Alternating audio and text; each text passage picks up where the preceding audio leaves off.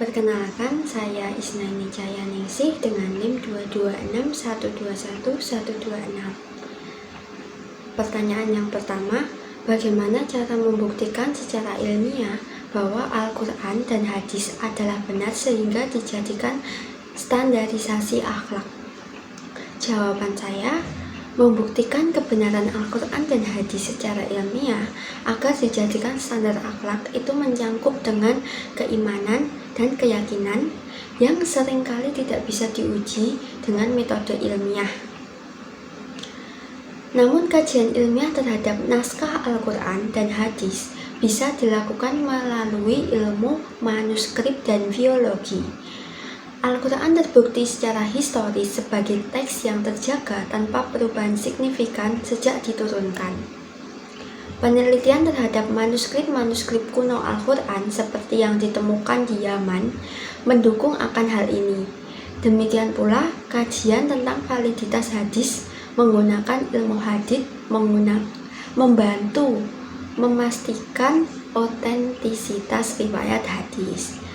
Lalu, banyak prinsip moral dalam Al-Quran dan hadis yang selaras dengan nilai-nilai etika universal yang dihormati oleh berbagai budaya dan juga agama, seperti kejujuran, kasih sayang, keadilan, dan penghargaan terhadap hak asasi manusia. Hal ini bisa dianalisis dengan menggunakan teori etika dan moralitas modern untuk melihat relevansi dan penerimaan ajaran tersebut secara universal.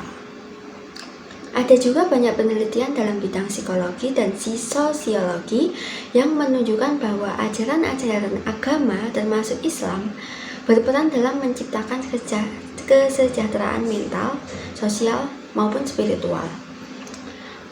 Ajaran Islam tentang kejujuran, disiplin, kesabaran itu dapat diuji dari segi dampaknya terhadap kehidupan individu dan masyarakat. Dan yang terakhir, ada beberapa peneliti Muslim berpendapat bahwa Al-Quran itu mengandung informasi yang sejalan dengan penemuan ilmiah modern. Meski teks ini sudah berusia lebih dari 1400 tahun, misalnya ayat-ayat yang berkaitan dengan siklus air, penciptaan alam semesta, embriologi, dan masih banyak lagi. Meskipun pendekatan ini masih kontroversial dan diperdebatkan, banyak yang menganggap keselarasan antara ayat-ayat di Al-Quran dengan sains modern sebagai salah satu indikasi keajaiban ilmiah. Seperti contohnya dalam Quran Surat Al-Mu'minun ayat 12 hingga 14. Dan sungguh kami telah menciptakan manusia dari saripati dari tanah, kemudian kami menjadikannya air mani yang disimpan dalam tempat yang kokoh atau rahim. Kemudian air mani itu kami jadikan sesuatu yang melekat, lalu sesuatu yang melekat itu kami jadikan segumpal daging. Dan segumpal daging itu lalu kami jadikan tulang belulang, lalu tulang belulang itu kami bungkus dengan daging, kemudian kami jadikan makhluk yang berbentuk lain. Maha suci Allah, pencipta yang paling baik. Nah, dari ayat ini sering dikaitkan dengan ilmu embriologi modern yang menjelaskan tentang tahapan janin dari pembuahan hingga pembentukan organ-organ yang dianggap sejalan dengan deskripsi dalam Al-Quran. Lalu, pertanyaan yang kedua, jelaskan 4 aliran tentang faktor pembentukan akhlak dan bagaimana pandangan Islam terhadap 4 aliran pembentukan akhlak tersebut. Nah, aliran yang pertama itu ada nativisme. Aliran ini beranggapan bahwa akhlak seseorang itu sudah ada sejak lahir, atau kalau menurut nativisme itu faktor keturunan atau genetik yang menentukan akhlak seseorang. Menurut pandangan Islam, Islam tidak sepenuhnya mendukung pandangan ini. Dalam Islam, manusia dilahirkan dalam keadaan fitrah, yaitu suci dan cenderung kepada kebaikan. Tetapi, akhlak seseorang bisa dibentuk melalui pendidikan, lingkungan, maupun pengalaman hidup. Lalu, aliran yang kedua adalah empirisme. Aliran ini menekankan bahwa akhlak seseorang itu dibentuk dari lingkungannya dan pengalamannya. Seseorang tidak dilahirkan dengan sifat baik atau buruk, tetapi perilaku moral berkembang berdasarkan pengalaman dan pengaruh lingkungan di sekitarnya. Islam lebih mendekati pandangan ini dalam hal pentingnya pendidikan lingkungan dalam membentuk akhlak. Al-Quran dan hadis mendorong pendidikan moral dan pembinaan lingkungan yang baik untuk membentuk akhlak yang mulia. Lalu aliran yang ketiga ada konvergensi. Aliran ini merupakan gabungan dari nativisme dan empirisme, di mana akhlak seseorang itu dibentuk oleh faktor bawaan atau genetik dan juga lingkungan. Jadi, manusia memang lahir dengan potensi tertentu, tetapi pengaruh lingkungan itu juga sangat penting dalam pengembangan akhlak. Islam juga mengakui bahwa manusia memiliki potensi dasar yang diberikan oleh Allah, tetapi pendidikan dan lingkungan juga sangat mempengaruhi bagaimana potensi itu berkembang. Islam juga mendorong agar manusia dikelilingi oleh lingkungan yang baik dan juga mendapatkan pendidikan yang baik. Dan aliran yang terakhir adalah naturalisme. Aliran ini beranggapan bahwa manusia itu secara alami memiliki kecenderungan berperilaku baik atau buruk, dan moralitas itu merupakan bagian dari insting alami mereka. Islam tidak sepenuhnya mendukung pandangan bahwa moralitas semata-mata hanya insting alami manusia. Dalam Islam, manusia diciptakan dengan fitrah, yaitu kecenderungan dasar untuk berbuat baik dan mencari kebenaran. Namun, akhlak yang baik itu harus didasarkan pada ajaran Allah, bukan hanya insting atau naluri. Islam mengajarkan bahwa manusia memiliki akal dan kebebasan untuk memilih, dan meskipun ada kecenderungan alami untuk berbuat baik, bimbingan dari wahyu, Al-Quran dan hadis sangat diperlukan untuk memastikan moralitas yang benar. Lalu lanjut ke soal ketiga. Allah Subhanahu wa Ta'ala adalah zat yang maha sempurna dan tidak membutuhkan yang lain, termasuk ibadahnya makhluk. Mengapa kita harus berakhlak kepadanya? Sebutkan dan jelaskan bentuk-bentuk berakhlak terhadap Allah. Nah, kita tetap diwajibkan untuk berakhlak kepada Allah, karena sebagai makhluk yang diciptakannya, kita itu mempunyai kewajiban untuk menghormati dan mengabdi kepada Allah. Sebagai bentuk rasa syukur dan pengakuan atas kebesarannya, berakhlak kepada Allah itu juga berkaitan langsung dengan keimanan dan hubungan spiritual yang kuat antara manusia dan Tuhan.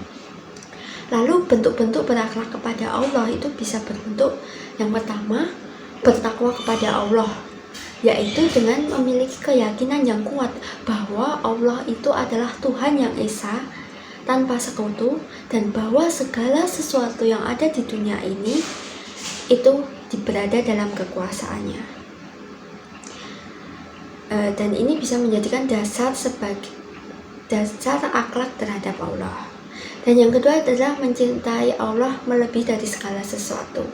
Kecintaan ini dilakukan dengan ketaatannya, dengan melakukan perintahnya, juga menjauhi larangannya. Dan yang ketiga adalah bersyukur kepada Allah, yaitu menyadari nikmat Allah yang diberikan kepada kita dan kita bersyukur baik dalam keadaan senang maupun susah. Dan yang ketiga adalah bertawakal kepada Allah. Bertawakal artinya menyerahkan segala urusan kepada Allah setelah berusaha. Jadi ini adalah bentuk keyakinan bahwa hasil akhir dan segala usaha itu berada di tangan Allah dan rencananya. Lalu soal yang keempat, mengapa Rasulullah diutus hanya untuk menyempurnakan akhlak, bukan ilmu? Sebagaimana hadis yang berbunyi, sesungguhnya aku diutus untuk menyempurnakan akhlak yang mulia. Jadi, bukankah ilmu sangat penting dalam kehidupan umat manusia, khususnya umat Islam? Jawaban dari saya, hadis Rasulullah SAW berikut yang menyatakan bahwa beliau diutus untuk menyempurnakan akhlak yang mulia, itu menekankan bahwa pentingnya akhlak dalam Islam. Namun ini tidak menutup kemungkinan bahwa ilmu itu diabaikan. Jadi mengapa ilmu juga sangat penting dalam kehidupan umat Islam? Salah satunya adalah akhlak dijadikan sebagai fondasi kehidupan. Dan akhlak yang baik menjadi dasar setiap tindakan manusia. Rasulullah diutus ke masyarakat yang mengalami degradasi moral sehingga penyempurnaan akhlak menjadi prioritas untuk membangun masyarakat yang harmonis. Sedangkan ilmu tanpa akhlak itu bisa disalahgunakan dalam hal negatif. Dalam Islam, ilmu dan akhlak itu tidak bisa dipisahkan. Ilmu yang diperoleh tanpa akhlak yang baik itu akan sia-sia karena ilmu harus dipraktikkan dengan perilaku yang sesuai dengan ajaran Islam. Sehingga penggunaan ilmu itu harus dilandasi oleh akhlak yang baik agar bermanfaat bagi diri sendiri maupun bagi orang lain. Rasulullah SAW adalah contoh terbaik dari akhlak mulia, dan misinya adalah untuk memastikan manusia menjalani hidup sesuai dengan prinsip-prinsip moral yang tinggi yang pada akhirnya mengarah pada kebaikan di dunia dan akhirat. Jadi Rasulullah menekankan penyempurnaan akhlak karena ia menjadi inti dari perilaku manusia. Sementara ilmu tetap sangat penting dan dipandang sebagai sesuatu yang wajib dipelajari, tapi penggunaannya harus sesuai dengan tuntunan akhlak yang baik. Lalu untuk soal yang terakhir, salah satu bentuk berakhlak terhadap Rasulullah adalah bersolawat kepada beliau. Apa manfaat solawat bagi beliau, sementara beliau adalah manusia yang maksum dan sempurna? Jadi manfaat solawat bagi Rasulullah bukan untuk beliau secara langsung, karena beliau sudah maksum dan sempurna. Solawat itu adalah bentuk penghormatan dan kecintaan kita terhadap beliau, serta ketaatan kepada Allah yang memerintahkan dalam Quran Surat Al-Ahzab ayat 56, sesungguhnya Allah dan para malaikatnya bersolawat untuk Nabi.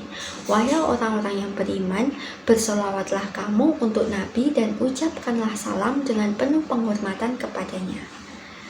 Jadi solawat juga menjadi cara untuk mendekatkan diri kepada Allah, untuk memperoleh syafaat dari Rasulullah dari kiamat, dan untuk menguatkan ikatan spiritual umat dengan Rasulullah SAW. Baik, demikian jawaban dari saya. Jika ada salah kata, saya mohon maaf. Wassalamualaikum warahmatullahi wabarakatuh.